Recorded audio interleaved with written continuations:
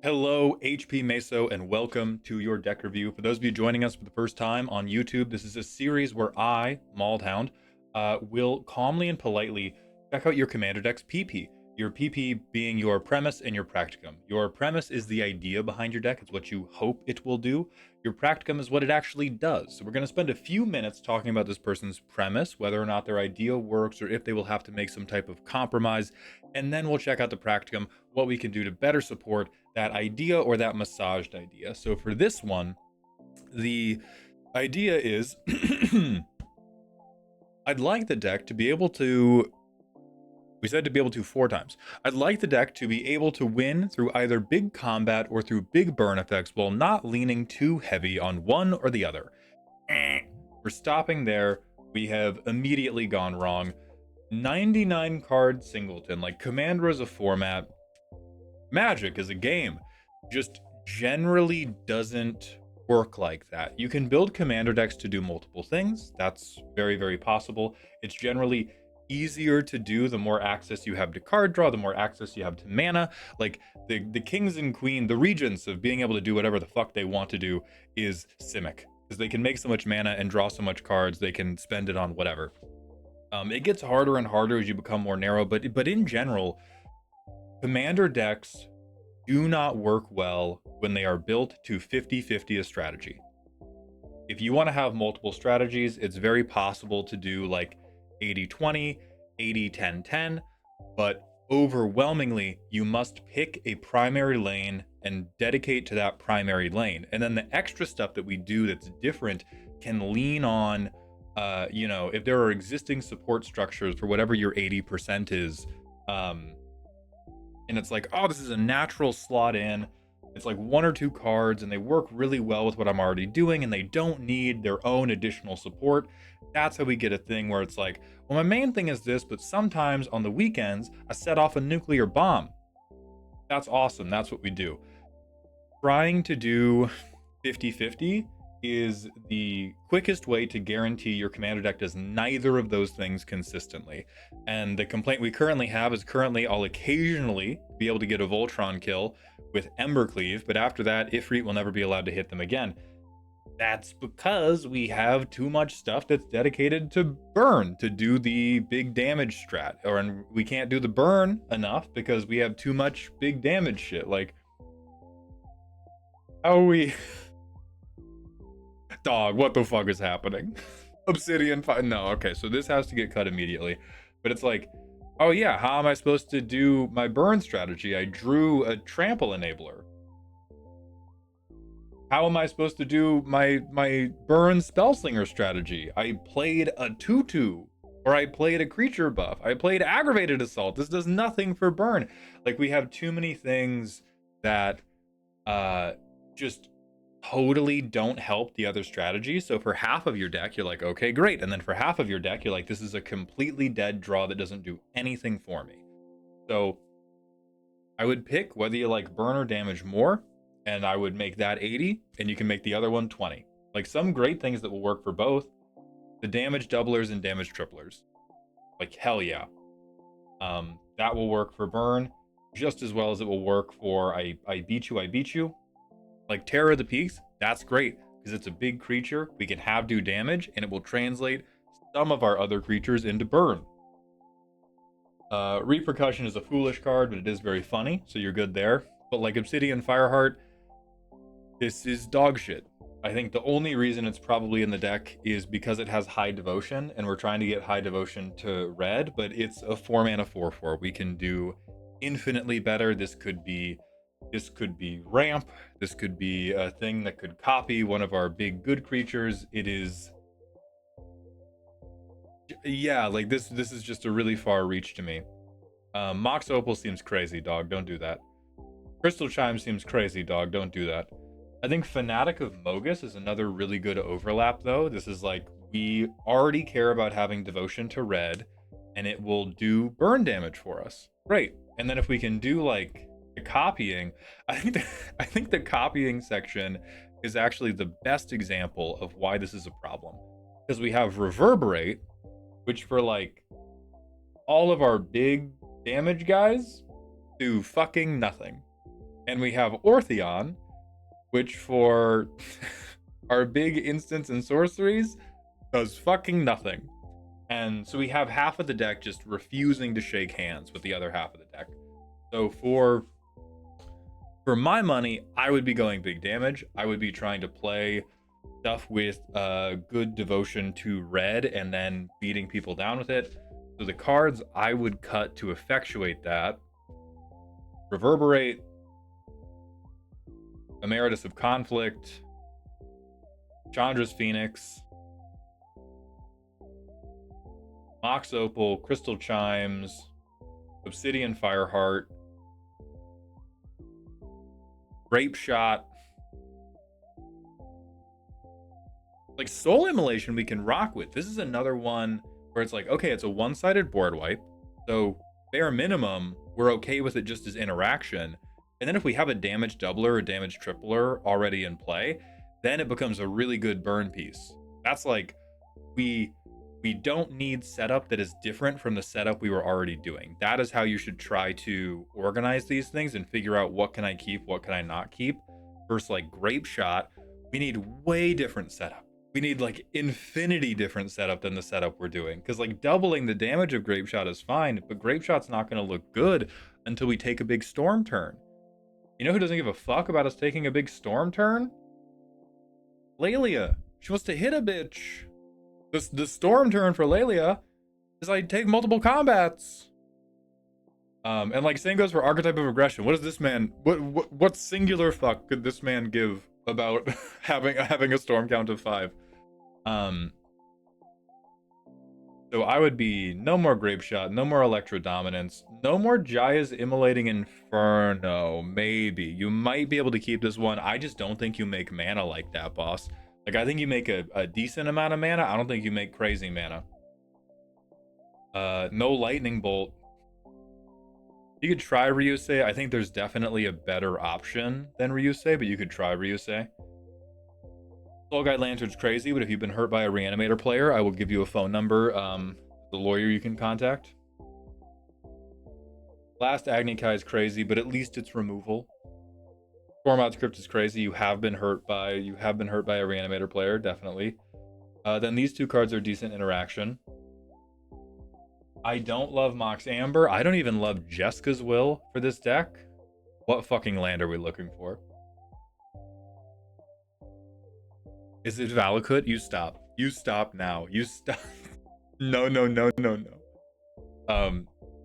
We're also crazy low on lands. Like this land count with this few card draw engines is a recipe for disaster with a 6-mana commander. So what else would I not be playing? I wouldn't be playing Burgi. I wouldn't be playing Electro. I might play Neheb the Eternal, but it's a big maybe. I probably still wouldn't. I would not be playing Ruby Medallion. I would not be playing Runaway Steamkin. I would not be playing Seething Song. I wouldn't be playing Soul Ring, even though you should, just because I'm a hater.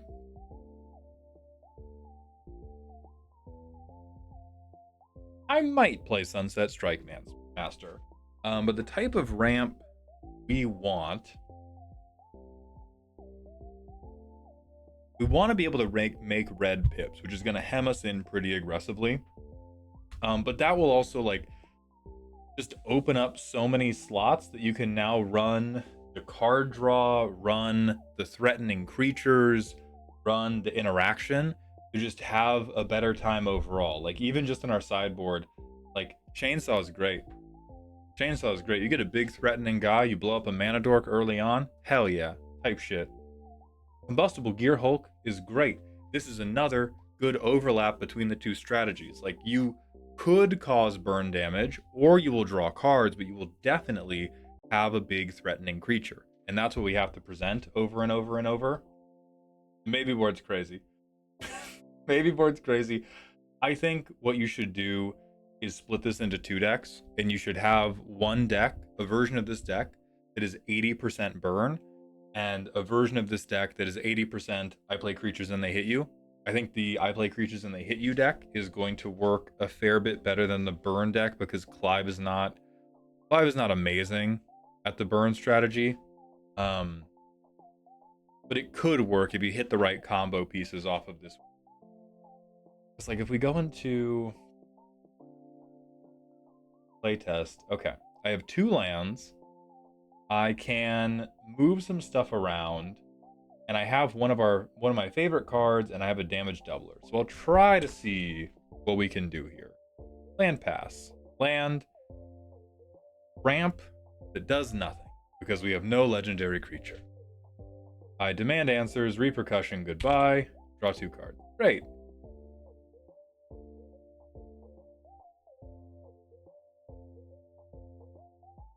Turn 3, play a land, I pass.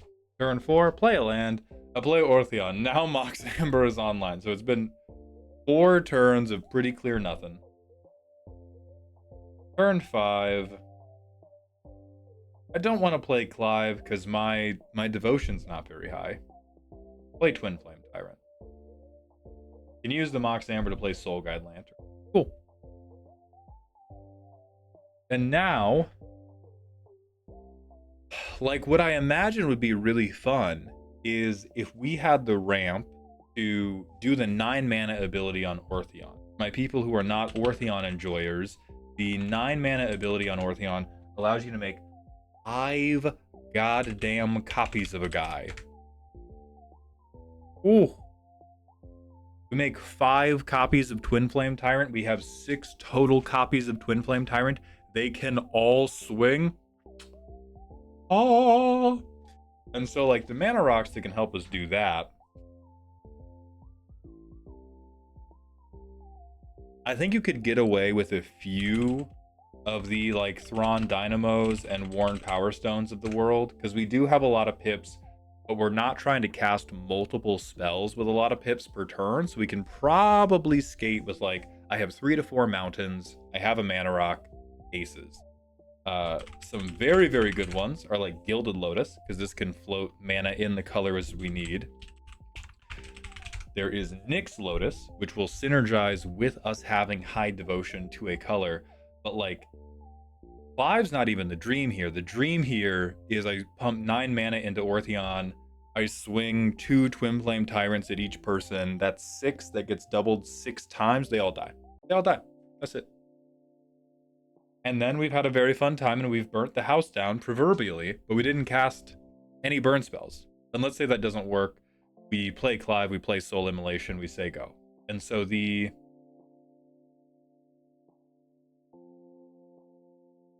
stuff that I would keep, like the over-the-top burn cards that I think you could keep are Fanatic of Mogus,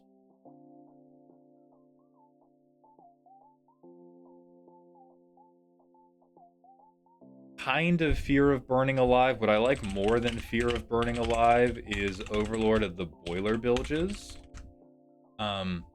Honorary mention, there are many more ways under heaven to make copies of things. There's Kiki Jiki, there's Fable of the Mirror Breaker, there are instants and sorceries that do this, and so I like Fanatic of Mogus and Fear of Burning Alive more and more and more if we are playing more of those things. Because even if we just got up to like 5 or 6 ways to do it, that is, oh yeah, Jaxus the Troublemaker, another really good one.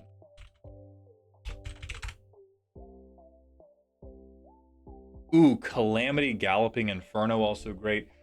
Belden of the Third Path can do it from the graveyard, so that means, oh no, I'm not hitting my ramp. I had to discard one of my big scary motherfuckers early. Belden's just like, alright, I have 3 mana, I'm tapping it to get... Fanatic of Mogus probably isn't it. Twin Flame Tyrant probably isn't it. Ah, but Bustable Gear Hulk would certainly fucking be it. Cityscape Leveler would certainly fucking be it. Though we wouldn't run Cityscape Leveler in this deck because he does not have red devotion. But Jaxus is another permanent-based way to do it. Delina's another permanent-based way to do it, but she's pretty greedy because she only has 2 toughness and you have to swing her every time. Go-Go copies, but Go-Go doesn't get us an ETB trigger. Calamity's really goddamn funny with non-legendary creatures. You stick a Fanatic of Mogus on the back of this guy, you make 2 of them.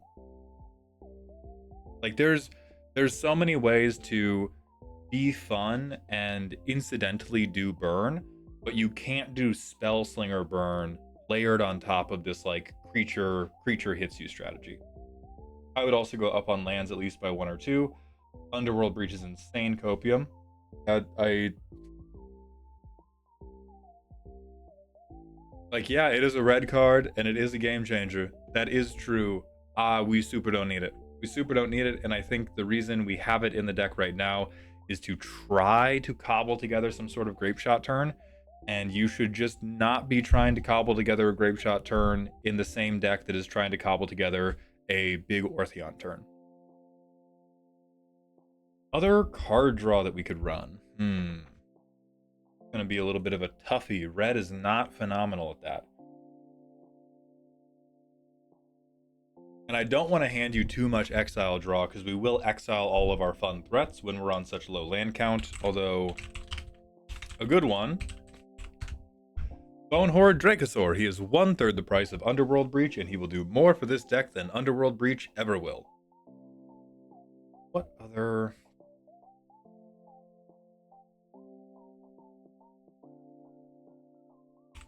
You know, Kate Sith, better than people give it credit for.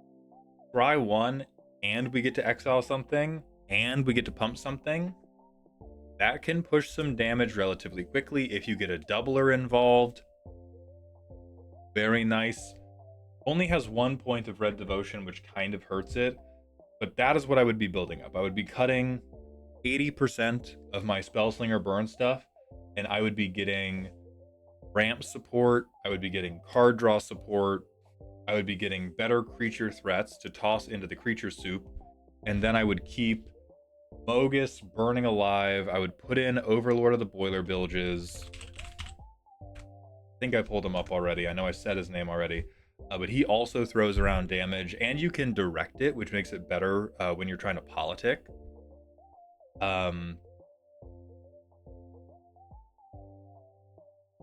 Right, other ones that we can keep. You can try to keep Jaya's Immolating Inferno. I don't love it, but I don't hate it. You can definitely keep Soul Emulation.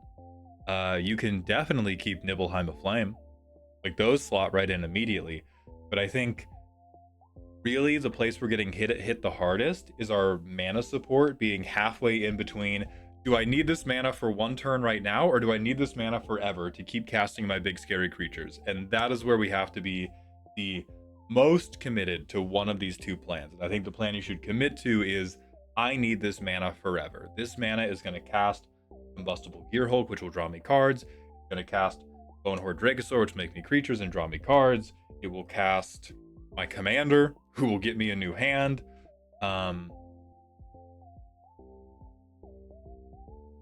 And then you get home free pretty goddamn quickly. But I do want to dispel the notion that you can be like, I don't know which strategy my commander deck's going to play. It's going to play one of these 2, but there is an equal 50-50 chance. Always going to fail. Always going to fail. Unless you're in Simic, then it's always going to work because they are spoon-fed babies. And also, 90% of the time when someone's like, oh, my deck has 2 plans, one of those plans is landfall, which is not a plan because everybody has to play lands anyway to make their deck function. Every deck had landfall as a plan. It came free with needing to make mana. One of the many reasons I despise landfall. But they make it look like you can have multiple themes in a deck when it's really much, much harder to. So if anybody in the comments has suggestions for big, nasty threats or other places where this strategy will overlap, let me know. Otherwise, I wish you the best of luck, and I do hope this helps.